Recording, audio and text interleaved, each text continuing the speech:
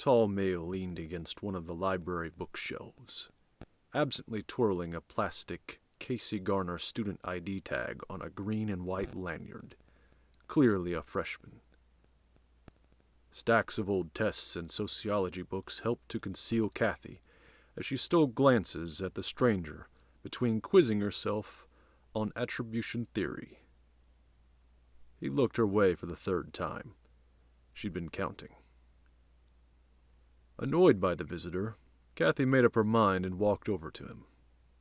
With no plan of inquiry, she simply leaned against the adjoining shelf and waited for him to react. It took longer than she would have liked for the guy to speak, but she held her post and eventually he took the bait. "Looking for a particular book?" he said without looking at her. She scanned the shelves in front of them. They were in the biology section. None of the plant encyclopedias or illustrated anatomy of the cell books would be helpful for her sociology midterm. "No," she answered. "But I could use a name." She looked at him, but wasn't graced with a return glance. "Kyle," was the short reply. "Is that so?" He was lying. The fluctuation in his voice told her that. "Yeah," he said. Voice steadied. He was getting comfortable with his fabrication. For a brief moment there was an awkward silence. Then, "Are you going to introduce yourself?" He looked at her for a moment, and then returned to staring at the wall of science books ahead of them. Kathy copied his gaze and let out a bored sigh. "Oh, I don't know," she said. "Seems pretty pointless considering we've already met." She kept her eyes on a copy of Your Brain and You. "When was that?" he asked while continuing to swing the lanyard. "About 3 weeks ago," Kathy said coolly. "But you were a different person then." "What?" They turned to face each other, but try as she did, Kathy wasn't able to make eye contact. "Let's count your personalities, shall we?" she began with an air of carefree confidence, but was careful enough not to be overheard. "First there was Bruce Wayne," she said, referring to her encounter with Phoenix, and beginning to count with her fingers. "Then the gym junkie, a member of the Geek Squad. I swear you were a lunch lady at one point. And now, let me see." She looked him up and down, taking note of his red-collared shirt and old fishing hat. "Gilligan?" He looked uncomfortable. "Good." "I don't know what you're talking about, sweetheart. I'm just here for orientation." He held up his ID card, but not long enough for her to read it. "Orientation," she said flatly. "Really?" "Really?" What sort of tone was that? He clearly wanted her to leave. "I know you aren't a freshman," Kathy said, determined to get to the bottom of why this guy, who she knew to be the Blue Shadow, had been following her for the past month. "I'm onto your game, and here's the deal. Either we introduce ourselves properly right now, or you leave and quit hanging around." There was nothing for him to do. Adam knew he had been caught. He had to accept her terms.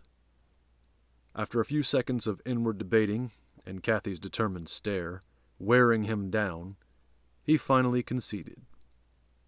"Can we talk someplace else?" Hiding a smile of triumph, Kathy led him out of the library and into the fresh air of the vacant courtyard. They sat at one of the round concrete tables, and an uncomfortable silence settled between them. Feeling he owed an explanation, Adam spoke first. "Adam," he said, my real name, is Adam."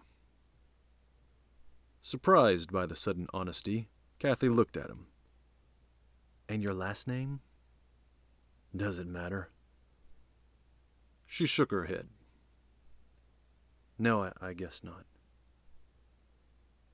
Thankful for her understanding, Adam ventured on. I suppose you're wondering how long I've been keeping an eye on you.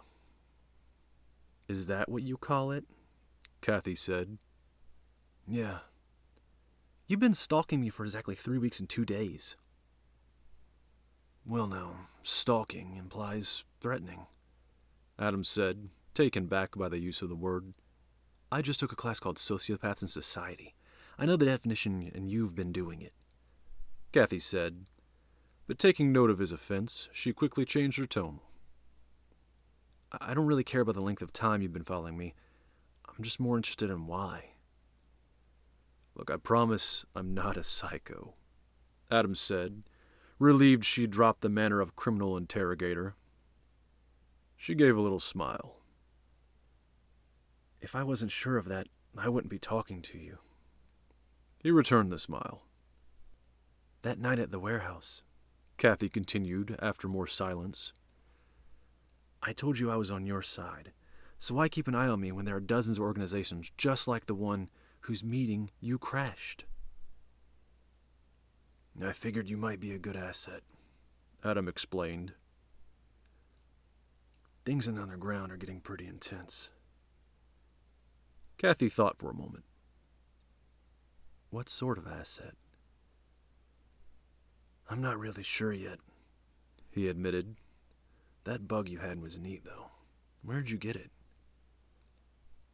I designed it, Kathy said.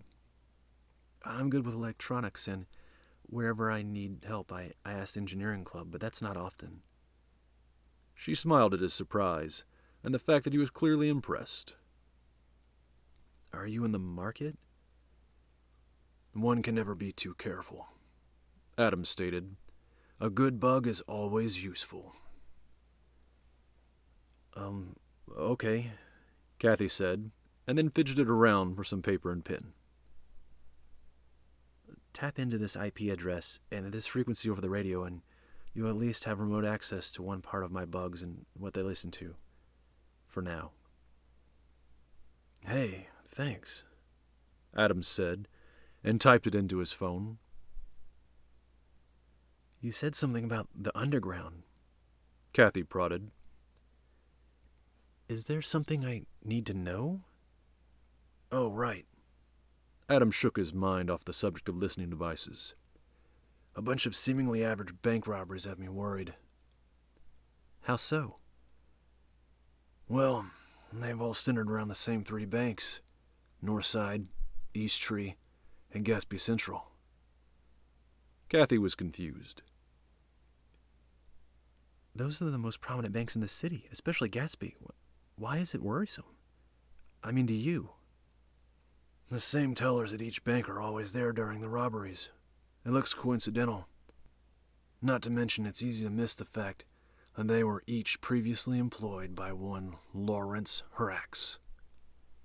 But Night Shadow thinks the mention of Lawrence Hrax, the once corrupt/failed politician turned millionaire entrepreneur, was intriguing. But Kathy was more interested in the other name Adam had dropped, possibly by accident. Night Shadow? She questioned. Apprehension clouded Adam's expression. Night Shadow had not been well known back in his day, and he had said too much. This girl was easy to talk to. He'd have to be careful not to get too comfortable before it was sure he and his mentor could trust her. He had let the name slip, though. He had to say something. My mentor, he began. A retired hero. He's right over there.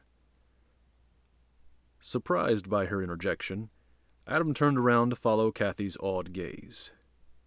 Night Shadow stood beside his 1970s Lincoln Continental that was parked in the paved roundabout a few yards from the courtyard where they now sat. His mentor was wearing a light gray suit with a real tie, hair meticulously groomed. To the everyday student, he would appear to be a visitor from the school board, or someone of that sort. How could Kathleen Maple have known otherwise? Kathy hadn't been completely certain that the man now waving to Adam was Night Shadow, but it was clear by her new acquaintance's expression that she had spoken correctly. I have to go, Adams said and got up quickly. What? I'm sorry, but he wouldn't be here if it wasn't important. He turned to leave. Wait, I'll contact you, he promised, and hurried to the older man. The two got into the car and sped off, leaving Kathy alone with more questions than ever.